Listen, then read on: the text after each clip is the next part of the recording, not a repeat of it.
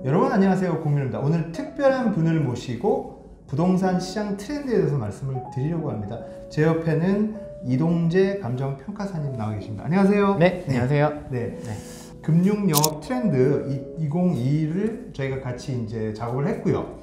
그 중에서 부동산 시장 트렌드 사장 파트를 여기 계시는 이동재 감정평가사님이 써주셨어요. 그래서 오늘 말씀드릴 건 뭐냐면 2021년도에 서울 아파트 시장은 여기에 대해서 말씀을 좀 드리려고 하거든요. 내년에는 작년 12월에 납부 고지 받은 것보다 올해 2배 정도 오르는 경우가 아마 굉장히 많으실 거예요. 예. 그것 2배도 되게 보수적으로 얘기한 겁니다.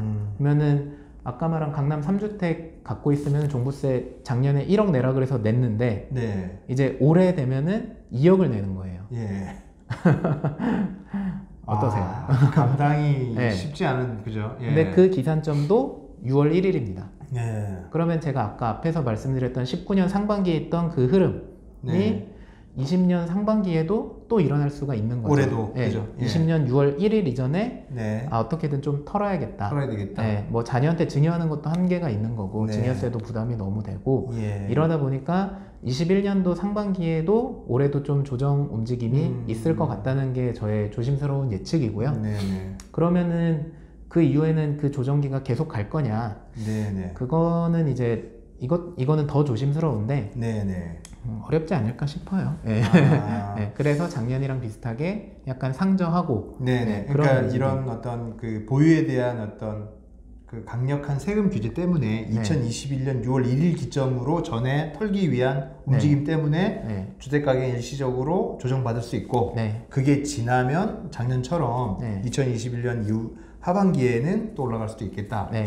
이렇게 볼 수 있겠네요. 네. 또 하나 변수는 대출 규제가 워낙 심각하잖아요, 그죠? 네. 그랬을 때 좀 어떻게 이 대출 규제가 영향이 좀 있을 거라고 보시나요? 아니면 어떻게 보시나요? 그 유튜브나 네네. 이제 뭐 사람들 얘기하는 거 보면 상승론자는 상승에 맞는 근거를 막 얘기를 할 거고 맞습니다. 예. 하락론자는 하락에 맞는 막 근거를 얘기해요. 예. 하나씩 들어보면 다 되게 그럴듯합니다. 네. 그래서 지금 이 얘기하신 유동성이랑 대출 규제가 사실은 좀 상반되는 거죠. 저금리 유동성은 상승의 요인인 거고 네네네. 네. 대출 규제는 이제 하락 그렇죠. 또는 조정의 예. 요인이 살 수 되겠죠. 있는 자금이 압박을 받으니까 네. 뭐 대출 많이 해줘야지 네. 하나 살 거 두 개 사고 세 개 그렇죠. 사는 거니까. 그렇죠. 네. 그러니까 일단은 문재인 정부에서 그 책에 좀 더 자세히 써놓긴 했는데 대출 저금리 유동성을 풀 수는 없어요. 지금 부동산 시장 뭐 여러 가지 대책 나오는데 네. 제일 효과적으로 부동산 시장 잡는 방법은 사실은 금리를 올리면 되거든요. 금리. 아, 그렇죠. 예. 네. 근데 지금 그렇다고 우리가 미국 금리를 무시하고 우리가 4, 5%로 해버리면 우리나라 경기가 확 망가지겠죠. 그렇죠. 그러니까 네. 할 수가 없잖아요. 네네. 그래서 저금리 유동성을 정부도 되게 잡고 싶은데 그걸 어떻게 잡을 수는 없고 대신에 주택시장으로 가는 자금 유동성을 막겠다. 네. 이제 요게 대출 규제인 거예요. 예. 그래서 그 17년도부터 20년도까지 정부에서는 계속 그거를 잡으려고 노력을 했고 시장 참가자들, 투자자들은 그거를 회피하기 위해서 정말 별의별 수단으로 그렇죠. 네, 그거를 피해가면서 법인도 유동성을 했다가 네, 뭐도 했다 뭐 이런 네, 것도 뭐 많았죠. 네. 개인으로 안 되니까 임대사업자로 네, 하고 예. 임대사업자 안 되니까 법인으로 하고 하고 맞습니다. 예. 네, 계속 그런 식으로 시장은 네. 진화하거든요. 네, 계속 예. 정말 저도 보면서 그렇죠. 요 네. 최근 몇 년간 보면서 조금 놀랄 때도 시장의 있었어요. IQ는 200이 넘는 거 같아요. 맞아요. 네. 네. 정책의 IQ는 뭐 이렇게 200이 못 미치는데. 네. 예. 네. 그래서 이제 그 아까 말한 상승 요인도 있고 하락 요인도 있는 네, 건데 네. 그냥 저도 만약에 제가 평가사 생활만 했으면은 네네. 조정에 조금 더 무게를 실었을 것 같아요. 왜냐하면 제가 평가사면은 아무래도 대출 하시는 분들이랑 좀 더 얘기를 많이 할 테니까 그렇죠, 대출이 그렇죠. 이것도 막혔다 저것도 막혔다 막 예, 이런 얘기를 예. 계속 듣다 보면 아 이제 유동성이 못 가겠네 라고 생각을 할 텐데 예. 제가 요 자산가분들을 많이 만나니까 예. 정말 놀라는 게 돈 많은 분들이 그렇게 많은지 몰랐어요. 아. 진짜. 그렇죠, 그렇죠. 네. 예, 예. 그 얼마 전에 만난 상담하신 분도 집은 없으세요. 집은 없으신데 소득 증빙이 된 현금 40억이 있으신 거예요. 아. 네. 그러니까 그러니까 주택 시장으로만 유동성을 막는다 그래서 끝나는 게 아니고 어딘가로 유동성이 흘러가면 네. 그거를 사업으로 획득하시는 분들도 있을 거고 네, 네. 네, 또는 뭐 다른 뭐 자기 장사 잘해서 가져오시는 분도 있을 거고 또는 약간 주택자금 대출은 아니지만 사업자금 대출 형태로 가져와서 그 돈을 주택자금으로 넣는 사람도 있을 수 있단 말이에요. 네, 네. 그러니까 유동성이 어쨌든 풀리면 지금 정부는 그 주택시장으로 가는 파이프를 이렇게 꼭 닫으려고 하지만 네. 그 파이프를 닫아도 이렇게 다른 데로? 다른 아. 파이프들을 통해서 또 들어가거든요. 예. 근데 그럼에도 불구하고 정부 대출 규제를 보면은 그동안 그래도 나름 촘촘히 잘 막은 것 같아요. 이제 네. 처음부터 잘 막았던 아니고 이렇게 꾸준히 따라가면서 그래서 조심스럽게 예측을 하면 사실 과거 4, 5년 동안 정말 많이 올랐잖아요. 웬만한 네, 아파트 맞습니다. 2배 올랐잖아요. 예. 그래서 앞으로도 그렇게 많이 2배씩 오르겠냐 이거에 대해서는 저도 약간은 부정적이지만 네, 네. 그래도 그 상승세가 꺾이는 거는 굉장히 어려울 것 같다. 우상향하는 이 네. 기조는 유지될 수밖에 없을 것이다. 네, 네. 이런 흐름은. 네. 좋습니다. 그러면은 실제 어떤 이 VIP 분들의 네. 주택 포트폴리오 어떻게 해야 될까요? 그래서 이제 제가 만나시는 분들이 아무래도 이제 좀 고액 부동산을 많이 갖고 계신 분들이 많다 보니까 네. 일단은 저는 다주택자분들 만나면 첫 번째로 하는 게 보유세 계산을 먼저 해드려요.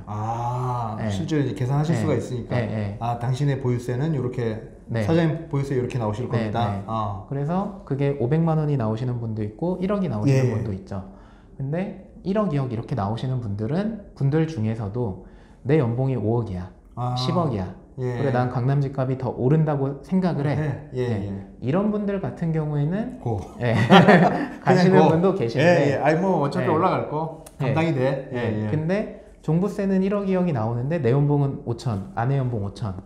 대학교 교수 이런 분들 은근히 그렇거든요. 그런 분들은 이게 그런 분들은 치드한 거는 위로부터 받으신 경우도 있으시니까 그죠? 굉장히 많죠. 그렇죠. 부모로부터 받은 경우니까.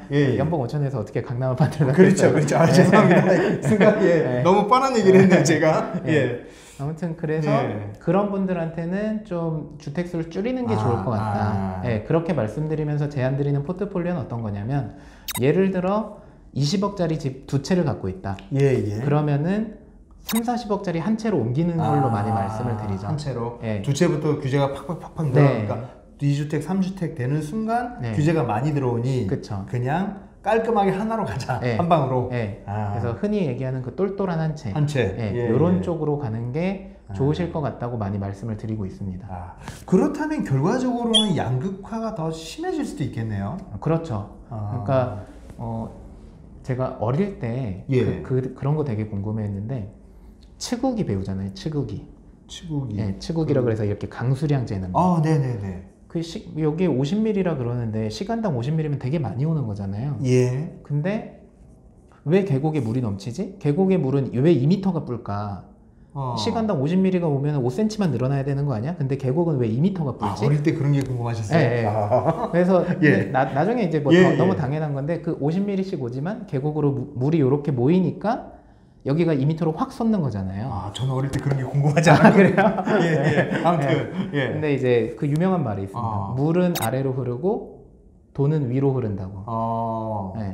그러면은 돈 많이 가진 분들, 아까 말했던 강남에 2, 30억짜리 갖고 있는 사람이 똘똘한 한 채로 가야겠다. 그러면 20억 갖고 있는 사람이 10억짜리로 갈까요? 아니죠. 안 가죠. 그렇죠. 30억, 40억. 30억, 40억으로 가겠죠. 그러니까 돈 많은 사람들은 어차피 다주택으로 가면은 보유세율도 너무 세지고 양도세율도 너무 세지고 규제도 너무 심하니까 기왕이면 똘똘한 한 1주택으로 갈아타시는 분들이 되게 많아지실 수밖에 없어요. 그러면은 양극화가 심화될 수밖에 없는 거죠. 실제로 최근에 압구정 현대아파트가 얼마에 거래됐는지 아세요? 아니요. 저도 좀 보고 놀랐는데 65억 신고가가 나왔어요. 어마어마하네요, 그냥. 회장님 개인주택 가격에 육박하는 수준인데요. 그러니까 압구정 현대 제가 이제 상담드리면서 똘똘한 한 채 그러면 골라달라 이렇게도 하시는 분들도 가끔 계신데 고객분들이 그러면 뭘 사면 좋겠어? 나 지금 강남에 아파트 20억 2채 갖고 있는데 그래 너 말대로 나 보유세 부담되니까 한 채로 좀 정리해볼게.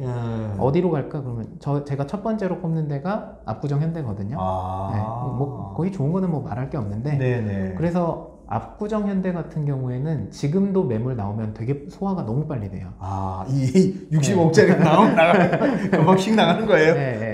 이거. 아까 말했잖아요. 네. 저도 만약에 평가사 생활만 했으면은 이해가 안 됐을 거예요. 아니 뭐 세상에 그렇게 많이 버는 사람이 그렇게 많아? 네. 근데 돈 많이 버는 그래요. 사람들한텐 그 40억, 50억이 누군가한테는 평생 못 만지는 돈이지만 누군가한텐 나 지금 통장에 40억 있는데? 이런 분들이 있거든요. 맞네요. 그러면 그 돈이 아까 계곡에 모이듯이 네. 제일 좋은 아파트로 더 모일 수밖에 없는. 네.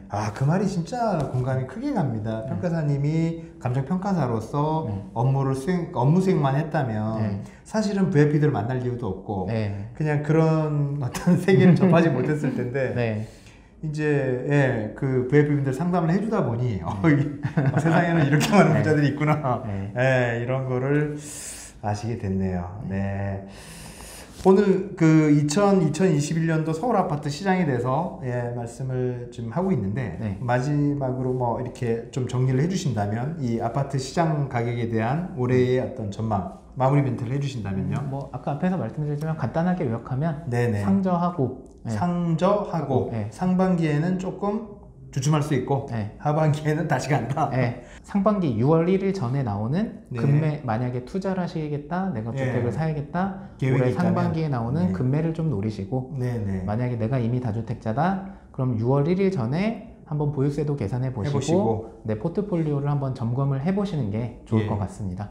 네, 알겠습니다. 그 보유세 계산하는 거는 뭐 회계사 분이 세무사분들 다 하실 수 있는 거죠? 원래는 그분들이 하고 그렇죠. 저는 특이하게 하실 수 있는 거고. 저는 대략적으로만 하고 있습니다. 알겠습니다. 오늘은 그 2021년도 서울 아파트 시장에 대해서 말씀을 드렸고요. 저희가 준비한 건 여기까지 하고요. 다음 시간에 또 알찬 내용으로 찾아뵙도록 하겠습니다. 고맙습니다. 고맙습니다. 잠깐 여기서 구독 잊지 말아줘.